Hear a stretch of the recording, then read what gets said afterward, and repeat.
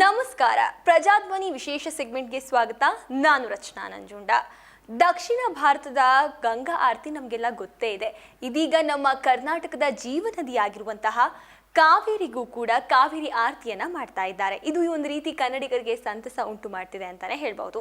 ಹೌದು, ಮಂಡ್ಯ ಜಿಲ್ಲೆಯ ಕೃಷ್ಣರಾಜ ಸಾಗರದ ಬಳಿ ನಡೆಯುವ ಬಹು ನಿರೀಕ್ಷಿತ ಕಾವೇರಿ ಆರತಿಗೆ ಮುಹೂರ್ತ ನಿಗದಿಯಾಗಿದೆ. ಅಕ್ಟೋಬರ್ 2ರಿಂದ ಕೆಆರ್ಎಸ್ನಲ್ಲಿ 1 ತಿಂಗಳ ಕಾಲ ಕಾವೇರಿ ಆರತಿ ನಡೆಯುತ್ತಿದೆ. ಕೆಆರ್ಎಸ್ನ ವಿಶೇಷ ಕಾವೇರಿ ಆರತಿಗೆ ನೀರಾವರಿ ಇಲಾಖೆ ಬರೋಬ್ಬರಿ 92 ಕೋಟಿ ರೂಪಾಯಿಯನ್ನ ಮೀಸಲಿಡುತ್ತಿದೆ. ಕಾವೇರಿ ಆರತಿ ಬಗ್ಗೆ ಜಲಮಂಡಳಿ ಅಧ್ಯಕ್ಷ ಡಾಕ್ಟರ್ ರಾಮ್ ಪ್ರಸಾದ್ ಮನೋಹರ್ ಅವರು ಸಂಪೂರ್ಣ ಮಾಹಿತಿಯನ್ನ ಹಂಚಿಕೊಂಡಿದ್ದಾರೆ. ಕಾವೇರಿ ಆರತಿಗೆ ಬೇಕಾದ ಮೂಲ ಸೌಕರ್ಯದ ವ್ಯವಸ್ಥೆಗೆ 92 ಕೋಟಿ ರೂಪಾಯಿನ ಇಡಲಾಗಿದೆ. ನಮ್ಮ ಧಾರ್ಮಿಕ ಹಾಗೂ ಸಾಂಸ್ಕೃತಿಕ ಪೂರಕವಾಗಿ ಕಾರ್ಯಕ್ರಮದ ವ್ಯವಸ್ಥೆಯನ್ನ ಮಾಡಲಾಗಿದೆ.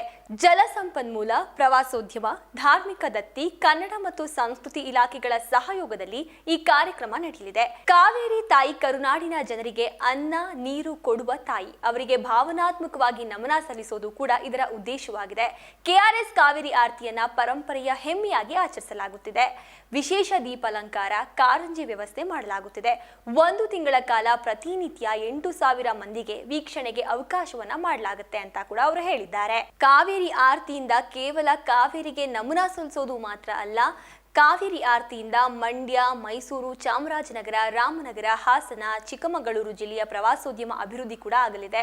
ಇಲ್ಲಿಗೆ ಬರುವ ಪ್ರವಾಸಿಗರನ್ನ ಕಾವೇರಿ ಆರತಿ ಆಕರ್ಷಣೆ ಮಾಡಲಿದೆ. ಇನ್ನು ಪ್ರವಾಸೋದ್ಯಮ ಬೆಳೆದರೆ ಸ್ಥಳೀಯವಾಗಿ ಉದ್ಯೋಗ ಕೂಡ ಸೃಷ್ಟಿಯಾಗುತ್ತೆ. ಆರ್ಥಿಕ ಸುಧಾರಣೆ, ರೈತರಿಗೂ ಕೂಡ ಅನುಕೂಲವಾಗುತ್ತೆ. ಕಾವೇರಿ ಆರತಿ ಮಾಡೋದಕ್ಕೆ ಕಾವೇರಿ ತಾಯಿಯ ಸ್ಟ್ಯಾಚ್ಯೂ ಕೂಡ ಬರಲಿದೆ. ವಿಭಿನ್ನವಾಗಿ ನದಿಯೊಳಗಡೆ ಸ್ಟೇಜ್ ಮಾಡುವ ಪ್ಲಾನಿಂಗ್ ಕೂಡ ಮಾಡಿಕೊಳ್ಳಲಾಗಿದೆ. ಗ್ಯಾಲರಿಯಲ್ಲಿ ಕೂತು ವೀಕ್ಷಣೆಗೆ ಬೇಕಾದ ವ್ಯವಸ್ಥೆಯನ್ನ ಕೂಡ ಮಾಡ್ತೀವಿ ಅಂತ ಹೇಳಿ ಅಧ್ಯಕ್ಷರು ಹೇಳಿದ್ದಾರೆ. ಪಾರ್ಕಿಂಗ್, ಊಟದ ವ್ಯವಸ್ಥೆಯನ್ನ ಕೂಡ ಮಾಡ್ತೀವಿ ಅಂತ ಅವರು ತಿಳಿಸಿದ್ದಾರೆ. ಕಾವೇರಿ ಆರತಿ ಮಾತ್ರವಲ್ಲ, ಆರತಿ ಮುಗಿದ ಮೇಲೆ ನಮ್ಮ ರಾಜ್ಯದ ಸಂಸ್ಕೃತಿಯನ್ನ ಪ್ರತಿಬಿಂಬಿಸುವ ಸಾಂಸ್ಕೃತಿಕ ಕಾರ್ಯಕ್ರಮವನ್ನ ಕೂಡ ಅವರು ಹಮ್ಮಿಕೊಳ್ತಾರೆ. ಈ ಮೂಲಕ ದೇಶದ ಗಮನವನ್ನ ಸೆಳೆಯುವ ಉದ್ದೇಶ ಇದೆ. ಅಂದ್ರೆ ಈ ಕಾವೇರಿ ಆರತಿ ಕೇವಲ ಕರ್ನಾಟಕಕ್ಕೆ ಮಾತ್ರ ಸೀಮಿತವಾದದ್ದಲ್ಲ, ಇಡೀ ದೇಶದ ಆಕರ್ಷಣೆಯು ಕೂಡ ನಮ್ಮ ಕಾವೇರಿ ಆರತಿಯ ಮೇಲೆ ಬರಬೇಕು ಅಂತ ಹೇಳಿ ಈ ರೀತಿಯ ತಯಾರಿಗಳನ್ನ ಕೂಡ ಮಾಡ್ಕೊಳ್ತಾ ಇದ್ದಾರೆ. ಕೆಆರ್ಎಸ್ ನಲ್ಲಿ musical fountain, laser, 3D mapping ಕೂಡ ಮಾಡ್ತೀವಿ. ಮಂಡ್ಯ ಮಾತ್ರವಲ್ಲ, ಸುತ್ತಮುತ್ತಲಿನ ಜಿಲ್ಲೆಯ ಪ್ರವಾಸೋದ್ಯಮ ಅಭಿವೃದ್ಧಿಯಾಗಲಿದೆ. ದೇಶದಲ್ಲಿ ಇದೇ ಮೊದಲ ಬಾರಿಗೆ ಈ ರೀತಿಯ ವಿಭಿನ್ನ ಕಾರ್ಯಕ್ರಮ ನಡೆಯಲಿದೆ ಅಂತ ಹೇಳಿ ಅವರು ತಿಳಿಸಿದ್ದಾರೆ. ಅಕ್ಟೋಬರ್ 2ರಿಂದ ಪ್ರತಿದಿನ 1 ತಿಂಗಳ ಕಾಲ ಕಾವೇರಿ ಆರತಿ ನಡೆಯುತ್ತೆ. ಅಂದ್ರೆ 1 ತಿಂಗಳ ಕಾಲ ಈ ಒಂದು ಆರತಿಯನ್ನ ಮಾಡಲಿದ್ದಾರೆ.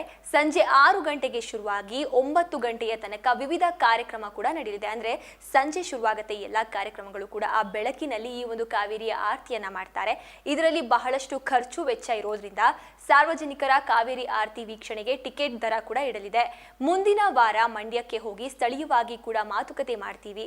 ಇದು ಜನಪರ ಕಾರ್ಯಕ್ರಮ ಆಗಬೇಕೆಂದು ಡಿಸಿಎಂ ಡಿಕೆ ಶಿವಕುಮಾರ್ ಅವರು ಸೂಚನೆಯನ್ನ ಕೊಟ್ಟಿದ್ದಾರೆ. ಇದು ಡಿಸಿಎಂ ಡಿಕೆ ಶಿವಕುಮಾರ್ ಅವರ ಕನಸಿನ ಕಾರ್ಯಕ್ರಮ ಎಂದು ಜಲಮಂಡಳಿ ಅಧ್ಯಕ್ಷ ಡಾಕ್ಟರ್ ರಾಮ್ ಪ್ರಸಾದ್ ಮನೋಹರ್ ತಿಳಿಸಿದ್ದಾರೆ. ಈ ಮೂಲಕ ಕಾವೇರಿ ಆರತಿಗೆ ಸಕಲ ಸಿದ್ಧತೆಯನ್ನ ಕೂಡ ಮಾಡಿಕೊಳ್ತಾ ಇದ್ದಾರೆ. ಇದಾಗಿತ್ತು ಇವತ್ತಿನ ವಿಶೇಷ. ಮತ್ತಷ್ಟು ಅಪ್ಡೇಟ್ಸ್ಗಾಗಿ ನೋಡ್ತಾರೆ ಪ್ರಜಾಧ್ವನಿ ಟಿವಿ.